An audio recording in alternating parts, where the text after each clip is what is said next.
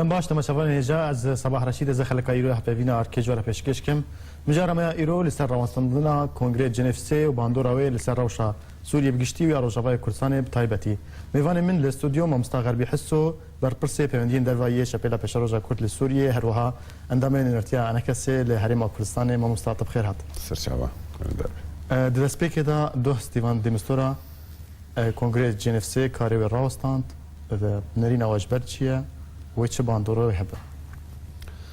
لدسپیک وقتی گو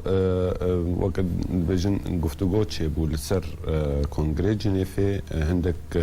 شرط و مرجع اپوزیسیون هبون بلکه ام نبجن شرط و مرجع جبر گو گریدای بون مسائل ما في مروفا و بهتر گو مسائل سیاسی بن او شرط هناك یک جواناك راوستاننا بارانيا باجار سيفيل ذكرنا دور بيجان السروان باجارة درخستنا قرتين زندانا بطيبتي جيك بچوكو افرد لي مخابن حكومة سوري برفاقا فاوا نهاد لي مخابني كمصدر وقت يقول دست قفتوغو يكرن الجنيفي مديت هندك شارع سوري وكو حلب وبنيوناك توباران زیادتر بو و کسی سیویل کلک هاتنا کشتن تخویا کرن گو کتبو موقع کی دت خاص بشوی کی شوا و گفتگو بسکننه جبر گود دیارا حکومت سوریان جی که هزه بشگیری حکومت سوریت کن حتی انها نحاضرن جبو هندک دیتن سیاسی بله افشارت مرجی اپوزیسیون سوریه جبر چه دیمستورا کار کنگره نفسی راوستان نه اپوزیسیونه انها اونا مطلبك مطالبه اوبوزيسيون بو بلكي اوبوزيسيون نراوستنه لي واناك ضغط كر بفي اليدا جو كار بسكن جبر جو جيك جو هكا افكاري جول سر عرضي دبن بردوام ببي امينا ما باش دار ببن الجنيفي جبو لوجيك دمستورا هفديتنك باوبوزيسيون را بلكي شبابري ويناك يعني بجن عصرا بري ويناك ساعات شهر عندك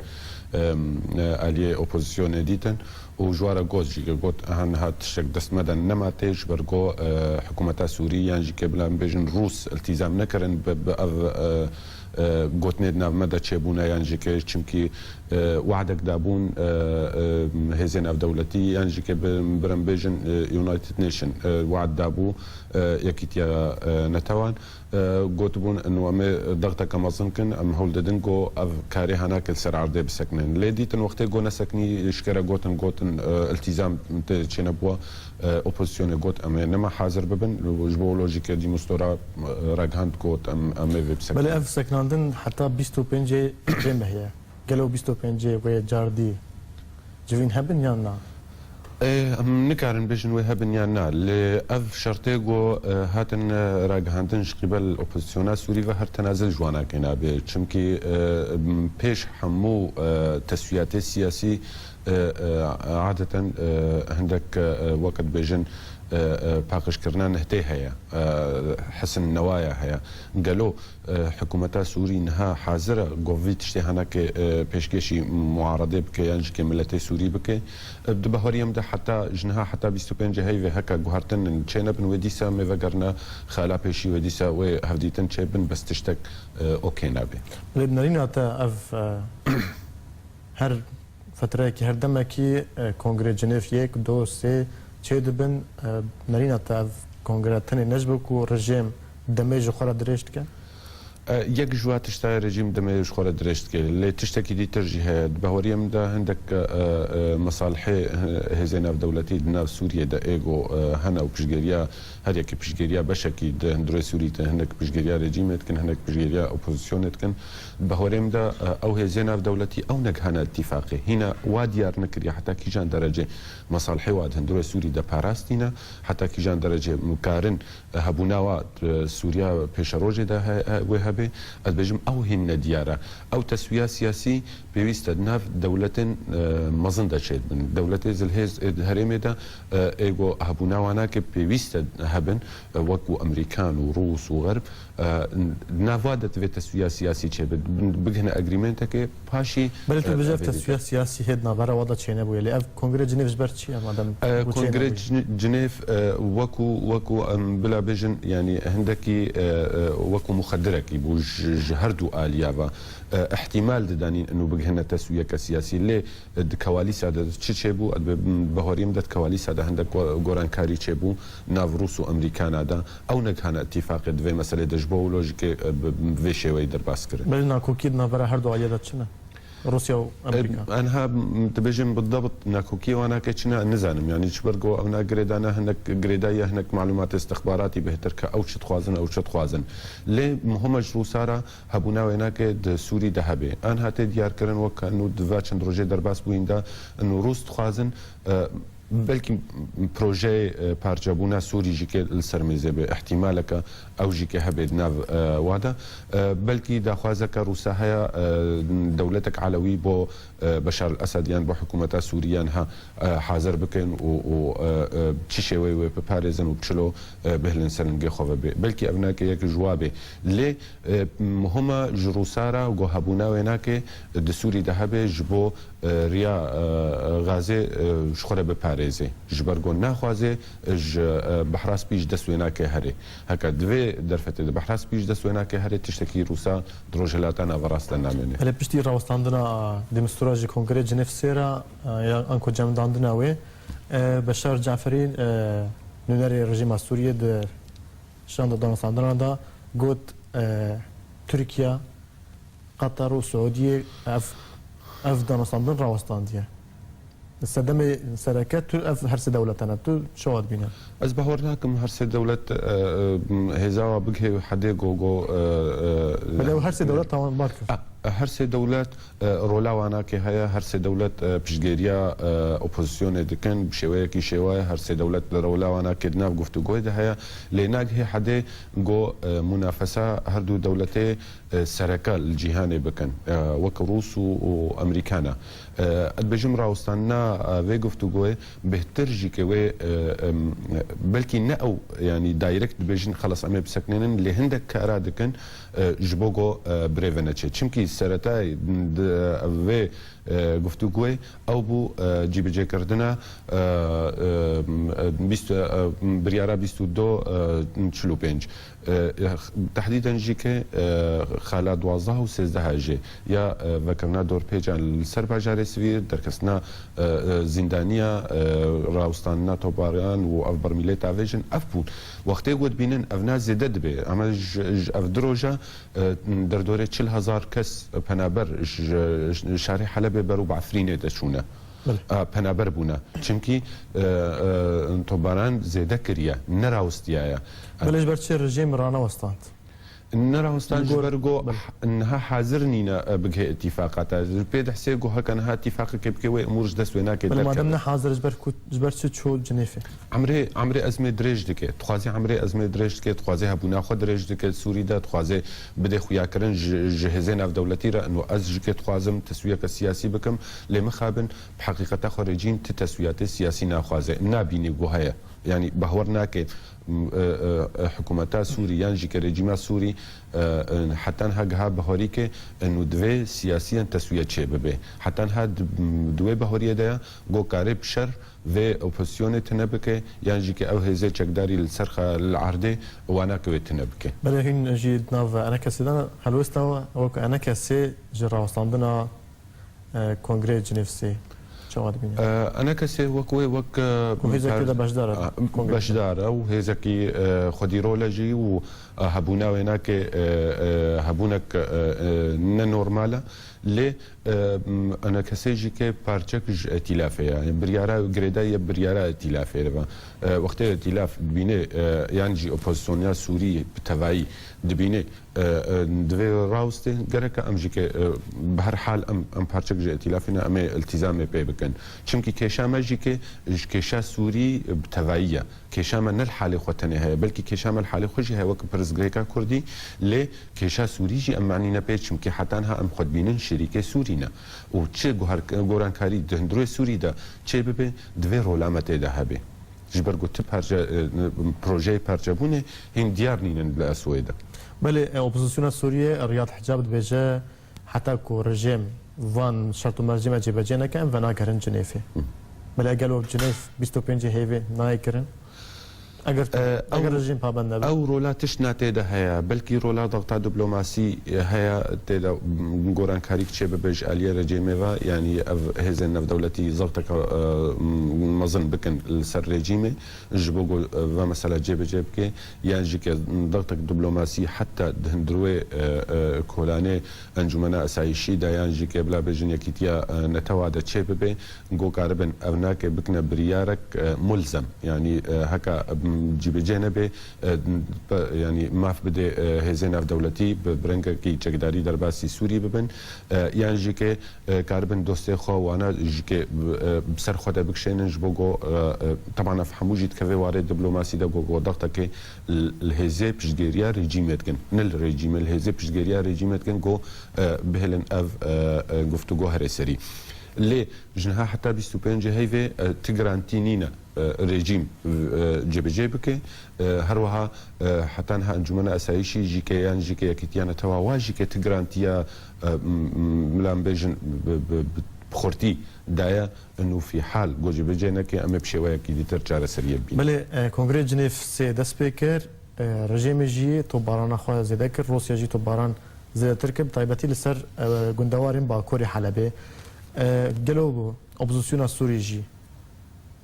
راوستاندن جنیف اپوزیسیون جی شری خو گورتر ناکه وحالك نورمال بلكي هر گفتگو كده هر كي حمو بلكي خود درت خي بلكي بقوته يعني تشخاصي بلك ناف دستويله بنو حمكا ويب كار بيني يكج كار اني نافا بلكا بلكي ريجيم كر تو باران زدكر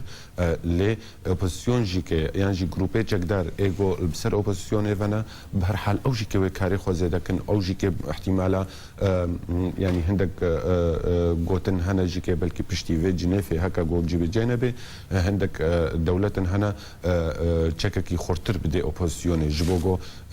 طالما بهوريه وانا كي بتسويات سياسيه فبيشاوانا نامن جغني شري سربازي وشري عسكري اوبوزيسيون هر ولو راوستاين نامنه گوندونا تو باران دبن يانجي باش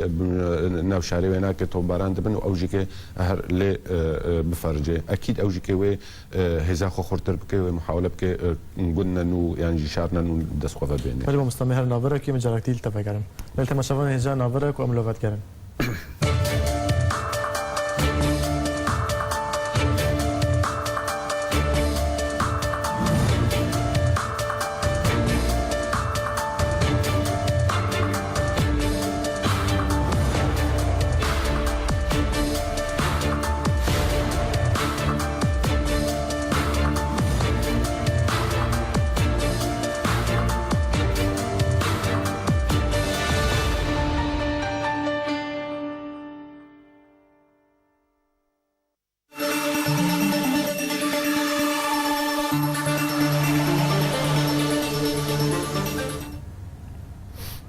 ليلة ما شافنا هجا جارك دي دنباش ام جاردين ميفاني خام مستغرب بيحسوا بربرسي بيوندين درويه شبيلا بشروجا كل سوريا هر وهان دمن نورتيانا كسي لهريما كردستان جيبات گرن ما مستجر دي بخير هات باندورا راوستاندن اوي کنگره جنیف سه لسر روجاوای کردستان و چه دبهوري من دا السر كردستان سوري هروها وكو حمو بارچه سوري حمو ولات سوري باندورا ويناك نيكاتيفا نباشا چمكي درفتك بهتر دي جبوغو شر بنقل دري آرام قالك شهر هنا السوري حتى حدكي آرام بون شر واناك نبو بوبو جهك جبو پنابره دهندرو دا لی انها براوسان نافنا كي يعني احتمال شر قرتر ببي بنقل نافا شارع ارام وبوي النقله الشر براستي وزاره كمظن هرمي كردي جيكي وكذا هرمي جو شر دواده شد بي ام هفيدارن جو او شري هناك نقلي هرمي منبي بله ما مستا کنگره جنفسی وقتی که دست بکری پیادتی دا باشدار نبود نهات و خواندن وکو اپوزیسیونش باشدار نبود کو بالی رژیم داشتی باشدار نبود نه پشتی راوستاندنا کنگره جنفسی دو گلک سر کردیم پیاده کیف خوشی خود دان خویا کردن و الگوری کو لسر روپالی خواه فیسبوک بلاف کرد تو که چه واد بینه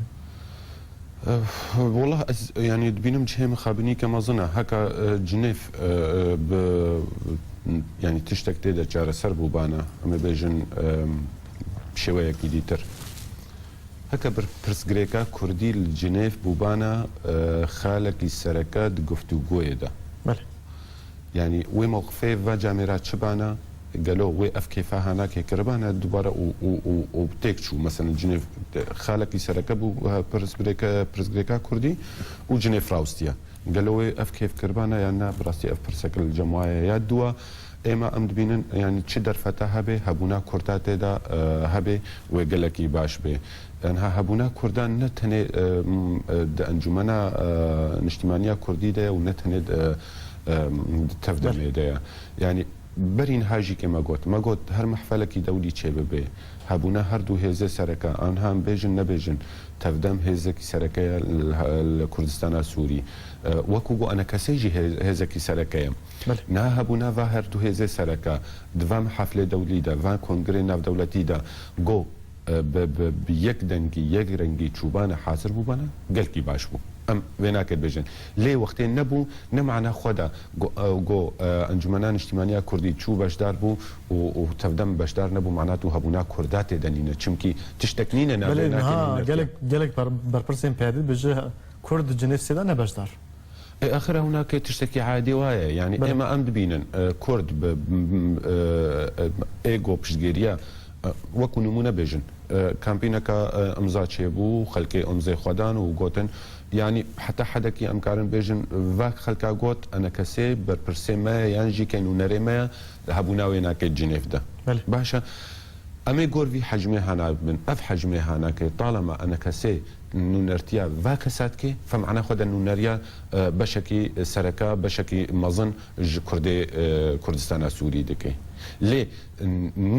نونري بتنية نونري بتنية بشك هيا تفدم جيك نونرتيا وادكي ليه بشك جواناكي بشدار ببيت بهورية مدى كرد بشدار بشك قالك نيناتك انا كسيان تبدا ابناك براستي حتى هالبجارتنا كازاد تشينا بمرو نزاني لي وقت ديار كرن انا كسي هبونا ويناك خورتا وقلك خلق يعني وقت بيجن للبشت ويناك دمشن بله ایرو پیاده انکو تفدم در روزهای کردستان لگرک باجارو کان خانشاندان دکه به ناو ناجبو کنگره جنیف کو کرد دا نبشدار تو ویکی چه آدبین؟ او بجه کو کرد دا نبشدار سر ویکی چه خانشاندان دکه؟ يعني مشكلة كردها هي براستي او مشكلة ميجوية ديروكية يعني اف مشكلة هناك انه هكرتن ناخد يه بروجي كيبه تحمو هول بدي قوت في بروجي تيك بدي براستي افا تشتكي خرابة هكر پیاده بجدار نابل جنیفه چما وی کیف بکی گو جنیف تیک بده و بلکی جنیف تشتکی باش بو کرده بکی جبر حتی هم نزانه وی تشتکی باش بکی یا نه او دمینه پیش روژه ده لی گلو گو پیاده بجدار بانا وی اف کیفها کربانا گو جنیف هاتا تیک دان یا نه و علما پیاده بری وینا که در فتل پیشی هبو گو بجدار ببه هکا برنگ کیش رنگا دابا خویا کرن دور کرنا وینا کیش رژیم بشار اسد یعنی که دابا خویا کرن وک اپوزیسیون دهندرو دا هزکی سربخوا نگری دا بهنکوا چو هزه سوریا ديمقراط شکر چو هيئه تنسيق و چو نزانم چاو افهمو رولا وانا که هبو هناك هزه ناف دولتي قبول نتكرن في مساله هناك جبر حتى انها هي ندى خويا كرنجو افيا دجي رجيم بشار اسد كاردكي حتى انا هات يا خويا بلي بيادت بيجو الغوري كو خنيشاندان و ايرو بيجو انا كسي انا كرد كتشل بيجو هنزان وقتی انا کسی نکرد به چی بی یعنی اما وی پرسه بکن وقتی پروژه انا کسی هیا دیار و زلال پروژه کی نتوی کردیه و کردستانیه و دبر وی پروژه خود کرد که و بر وی پروژه خود خباتت که اما هر دیاره انا کسی چت خوازه به چرچوا نتوا کردی ده از نبجم طرف دي كاتش تخوازي جبرجو ان ازناكم وجه مقارنه ليه برم رو بضميري بيشتغل هكا انا كاسين نكرد بي يعني جيكي بروجي وين انا كردي بي ويتشنا في جيرا ديني قالوا دينن والله مثلا بنا عرب يعني جيكي بلاش بركو نتوكيدي نرينا تاز بركو او نبجدار بجدار نبوش بريكي لا حفتنا ديكا يان سبب دي هنا او درفتك تبينن تشتكي باشا جو انا كسب سرنا كافي بيجو زانبن مثلا برزغريكا كردي باشت كافي نسر كردنا انا كسيدا هيفيام او جو مروف غاربي بفرا هفديتنا كشيكه تنسيقه كشيكه نت يعني بروجي كي جو ناز خدي ويبم غرك از بيشاوي دنسكم اصلا جيا بيشاوي ناتشينكم انها تشما هبونا انا كسي د جنيف ده هيا اليه ديتر بين قلكي نخوشه جو انا كسي هيا او ناكنينا جبولو يعني فا اشاعات فا تشقادر بل بيادل جنيف اصلا جي جوارا تشيكرين هنا چند روزه ده برنگه کی دایرکت نکاری استنگیا چکی جبرگو هزه گو اوکی کرنا انه کرد بشدار ببن وبنافي انا كسي نونرتي او هزها خرتربون او هزها انا كدرفت ندانا بيدي عندك يعني اصلا تشيكي وشما يعني ويتشلو اصلا تشيكي علما عندك هزي ناف دولتي يعني عندك دولتها هوكاري لقال كردا تقديم كر وكون منامي بيجن وزاره اجدر في المانيا قوت انا كسي قوت اوفيسك خدين چمكي جنيف ودريج بكي و اف اوفيسها هناك يعني امي هوكاري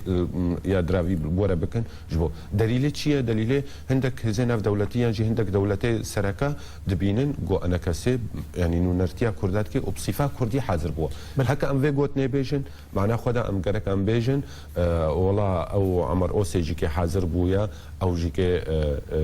يعني تمثيلات كردات كي ولا رجيم يفتشتقوت رجيم بيجي رجيم جيرا بيويستا يكي كرد هبي يكي تركمان هبي يكي فله هبي يك جبو بدي خويا بل رجيم دو كرد آماده كرن دو آماده كرن صدفة شيء بدو آماده كرن ليه جبو جو في مسألة بدي خويا كرن عالم إيرا إنه كردجي بمرهنا بهر حال أكيد عندك كرد بريجيم يرهنا أبنائي رجيا واتشقاص والله أبيج مو يقول كي كيمبي ويقول كي أمثالة ما مستعمر أوسي بالنزل تر ليه نمعنا خدا كرد بشار أسد نرينا تبهديج نرجع مرة هوكاريا كما ظن برين هاجي مقوتيا وستميجد بيجم هوكاريا كما ظن نابراوي وريجيم دهيا هكا از بيجم طبعا بلكي او مفهومي ام بيجن ولا عمالي وما عمالي عميلتي وهناك براسي او الجمنينا ليه حتى انها بيدي كاري دكي حموز خدمتها ريجيم دنا حتى انها كاري كريا وطبعا زي كسك ريجيم جيغوتيا ما هو كاري بيدي ركريا وما جك دايا وما سلاح دايا وانا وام بفرا ودبيجن وبسني بيدي ددن افجيكي حتى انها من نديتي مثلا نفي كرنا يعني كاركي دجي ويناكي كرنا بله بشار جعفري قلت بوكو جدي مسؤول قلت بوش بس شو بهديجي وخواندي نكريا السلفيكيجي عازبنا خد ابو خويا كرن افتشتي شما ناوي هيا جبر جو كاري جنگا شورشا سوري دس بكريا حتى انها وك دوباره دكم كاري جو بيدي كريا بن خدمتها رجمته جبو لوجيكي وقتي جو بشدار بيدي بالجنيفي احتمال موقفه بده بجيريا موقفه رجيمه بكي بلش برش روسيا بجيجا بيدي او انت نكر خوجي فاكشانت روسيا البيدي نميزانه مشكلاوي افا روسيا حتى هال بيدي نميزان ديا وك حليفك استراتيجي روسيا تنل بيدي ميزانه وك اداتك ب كردا مثلا ضبط دكي كنترول دكي يا دوا بشري داعش دكي يا سيا هوكاريا الجر ريجيم دكي لهين بريار ندايا هكم بري خو بدنا دا حتى مثلا روس نها جافك بسر بيدد دافيجن امريكان جي جافك بسر بيدد كانه هركت خوازي بخي اداه دستي خدا وبي بشغله لي قالوا لي ميزان ديا وك حليفك استراتيجي هكا لي ميزان بوك حليفك استراتيجي ويحموها ولدابانا جو الجنيفي حاضر كربان بل مستتبع سا اوفيس اخوا اوفيس يا انا كسل جنيفي كر او اوفيس وكاريو تشب وبمين انا بشتي رانستان جنيفي استوقعتكم وي بمانه چمكي بريار هيا 25 هيفي بردوام ببن هي امنزان وي بردوام ببن يعني لي بريار او جو 25 هيفي بردوام بكن اوفيس كاريو هناك دانا هوا معلومات آیا آریکاریک لوجستی بشاندا کردی را بکن هفدیتنی چه ببن دوی اوفیسه دبن یعنی آریکاریک لوجستی جبو شاندا کردی او آریکاری لوجستی چنه كيف شو وارده وكم مشتركوا دانا هذا معلومات هفديتني دبلوماسي تشببن مثلا هندك كس خوالك نجبو